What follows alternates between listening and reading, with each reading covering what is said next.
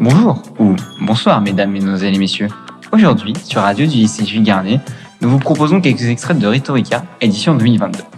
Rhétorica est un concours d'éloquence qui a eu lieu au lycée Jules Garnier et dont de nombreux élèves de nombreuses classes ont pu participer et tous nous époustoufler avec leurs prestations toutes les plus intéressantes les unes que les autres, en espérant que vous apprécierez ces petits extraits. Je ne cherche plus à être comme l'un, je ne cherche plus à être comme l'autre. Je ne cherche plus à prendre leurs défauts comme leurs qualités. Je ne cherche plus à être Dieu, je ne cherche plus à être apôtre. Mais je me satisfais de mes handicaps et de cette personne qui est perchée. Certains disent que je suis trop dans mon monde, mais qu'est-ce que j'aime celui-ci? Je ne l'ai pas créé après de longues pensées ou de longues théories. Juste moi, mes handicaps et ma musique qui me traversent mes oreilles, où passent diverses délices et diverses merveilles, qui m'a rendu joyeux comme m'a fait pleurer, qui m'a donné de la force dans les pires difficultés. Je terminerai par une dernière phrase sur ces rimes merveilleuses et embrassées. Je suis fier de ce que je suis et fier d'être handicapé. Merci de m'avoir écouté.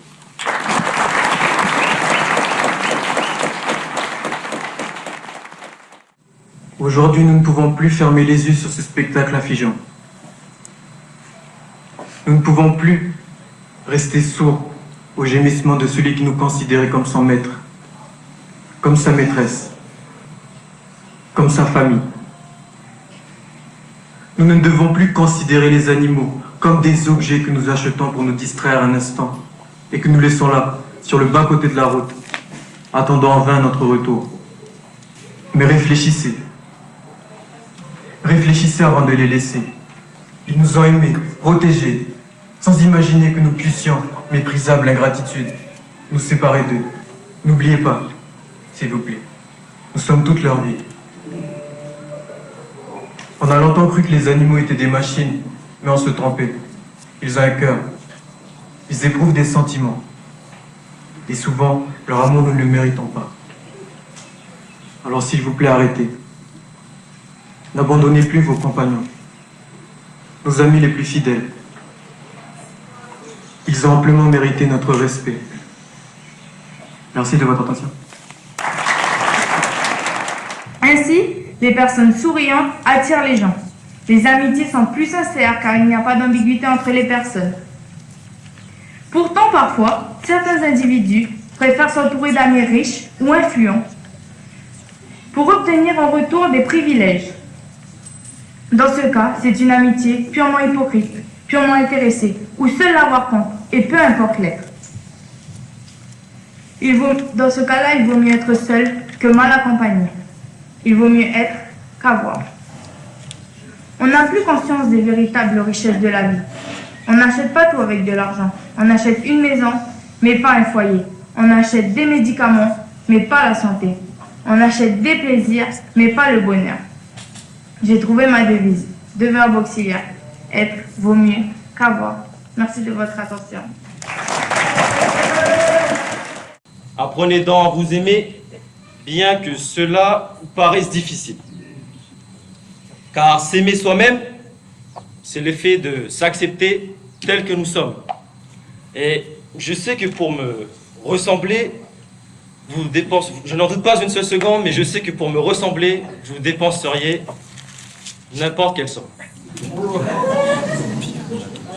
Bien sûr, tout cela n'est qu'ironie.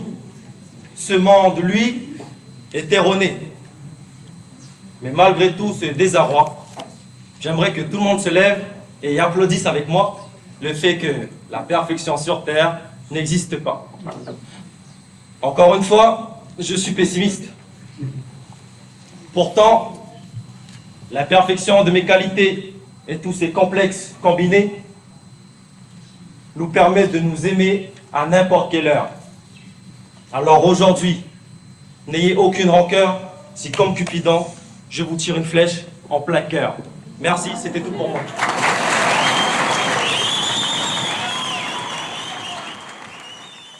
Je suis prêt à parier que ici présent, encore une fois, 90% des femmes choisiront le beau gosse, histoire d'épater les copines, plutôt que l'homme sympathique au physique passe-partout.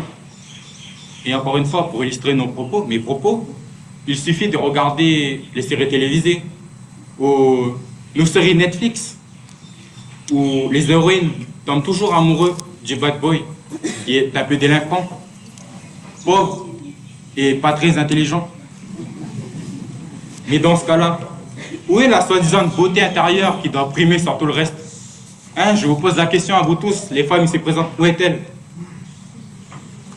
Alors pour conclure, je pense vous avoir démontré que si c'était voiler la face, que croire que la beauté intérieure suffise. Et j'espère vous en avoir convaincu. Merci de m'avoir écouté. Nous pouvons combattre ce fléau qui nuit cette connexion entre chaque personne, en donnant ainsi des moyens d'agir aux jeunes générations. Nous pouvons les aider à façonner le monde à venir. Nous formons une seule et même humanité. C'est pour cela que je m'adresse à vous aujourd'hui, car peu importe la portée de votre parole, de notre parole, nous devons nous faire entendre. Et comme Martin Luther King l'a si bien dit, le silence des bonnes personnes est pire que la brutalité des mauvaises. Et malgré tout cela, il y a encore des gens racistes, tandis que Martin Luther King a organisé des marches et présenté un discours qui s'intitule I Have a Dream, et Rosa Parks a été arrêtée pour avoir dénoncé le racisme. Nous sommes uniques avec nos qualités et nos défauts, mais il est primordial de partager nos cultures afin d'enrichir le monde et de le découvrir petit à petit. Oui, le racisme véhicule des contre-vérités et des préjugés. Oui, le racisme s'oppose avec des égalités de nos démocraties. Oui, il s'imprègne de l'homme. Mais nous devons changer notre comportement afin de contribuer à un monde où tout le monde est libre. C'est pour cela que je vous invite à combattre ce fléau au nom des valeurs humanistes et morales. Merci beaucoup pour votre attention. Prenons l'exemple des étudiants qui prennent une année sabbatique volontairement pour visiter le monde. Dès que ces étudiants reviennent du pays, ils ont l'esprit plus ouvert, et ce, grâce à la curiosité. Enfin, d'un point de vue général, la curiosité est un besoin pour tous. Car lorsque vous ne savez pas quelque chose, comme une histoire qui vous concerne, on a tous vécu cette situation, rassurez-moi. Eh bien, on veut savoir quelle est cette rumeur qui vous concerne. Vous voyez, on est curieux de savoir ce qui se dit sur nous. On est donc tous curieux, même si on ne le remarque pas. La curiosité n'est donc pas un vilain défaut. Enfin, sauf si on n'est pas endurant. Bien sûr. Mais plutôt une qualité fondamentale, car elle nous apporte la connaissance. Elle permet de nous rapprocher des autres. Mais malheureusement, on ne peut pas tout savoir. Comme disait Socrate, tout ce que je sais, c'est que je ne sais rien. La curiosité a donc un bel avenir devant elle. Je vous remercie de m'avoir écouté. Vous voyez sans doute, messieurs, à quel moment du calendrier je fais allusion. Je pourrais bien employer le terme sauvagerie, car ils s'énervent pour rien et prennent un caractère de cochon. Mais face à cela, nous, comme nous les aimons pour le meilleur et pour le pire, nous fermons les yeux, car ces sautes d'humeur font partie de la normalité. Les hommes aussi ont des défauts que l'amour rend invisibles. Par exemple, les belles paroles. Mesdames, un homme peut vous faire des promesses et vous montrer une certaine image positive de lui-même. L'homme, par sa nature, se croit le sexe fort. J'ai bien dit se croit et déteste avoir tort. Cependant, au cours de votre relation, vous vous rendez compte que ce qu'il a dit au début n'est pas vraiment en accord avec ce qu'il montre. L'homme a cherché à vous embobiner, à vous montrer ses qualités uniquement pour vous séduire. Alors que forcément il a des défauts, et pas qu'un. Mais comme vous êtes amoureuse, vous êtes persuadé qu'il va changer et continuer de l'aimer. Pour finir, on dit que l'amour rend aveugle. Certes, mais je suis sûr qu'il peut nous rendre sourds et parfois muets. Méditez sur ces informations et sur ces paroles. Merci à tous de m'avoir écouté. L'avenir appartient à celui qui se lève tôt. Eh ben non, c'est l'avenir appartient à celui qui aime se lever le matin. Je marche la tête baissée, les yeux rivés par terre. On me force à communiquer, mais ça ne va pas le faire. Dans les conversations, je n'ai jamais de commentaires. Je n'ai pas confiance en moi, je ne sais pas comment faire. Tellement honte de moi que je veux qu'on m'enterre. Mais même devant une fille, je ne sais pas comment plaire. J'arrive pas à parler, je me mets souvent en colère. Si ça ne suffisait pas, je suis un échec scolaire. En bonus, je parle pas ma langue vernaculaire. Au fond de moi, je crie jusqu'à péter mes molaires. Toujours en train de me défoncer comme Baudelaire. Ma mère restera toujours mon seul rayon solaire. Organiser mes pensées est pour moi un grand mystère. J'aimerais parler comme ces guignols du ministère. Face à un bavard, je ne sais plus quoi faire. Avec ce texte, à la timidité, je déclare la guerre. Thanks. Voilà, encore une fois, en espérant que vous aviez apprécié les extraits que vous avez pu écouter. Et nous espérons pouvoir vous revoir sur le site de la radio du lycée Jules Garnier. C'était Hugo. Au revoir.